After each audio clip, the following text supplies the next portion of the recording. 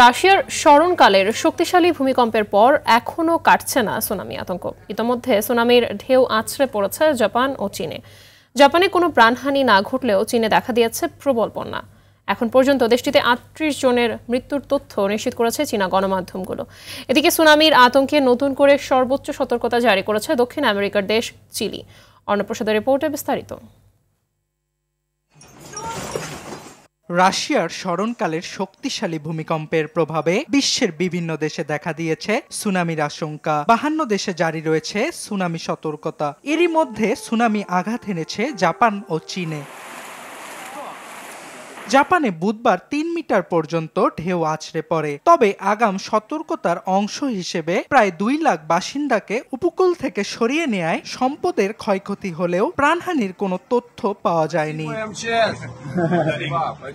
ভূমিকম্পের প্রভাবে চীনের বেইজিংয়ে আছড়ে পড়েছে সুনামির ঢেউ। এর সঙ্গে যুক্ত হয়েছে প্রবল বর্ষণ, দেখা দিয়েছে বন্যা। রাজধানী বেইজিং, সাংঘাই সহ অনেক শহরে তলিয়ে গেছে বেশিরভাগ অবকাঠামো। ঘটেছে প্রাণহানির ঘটনাও। দেশটির উত্তরের প্রদেশ হেবেইয়ের ক্ষতিগ্রস্ত গ্রামগুলোর বাসিন্দাদের অন্যত্র সরিয়ে নিয়েছে কর্তৃপক্ষ।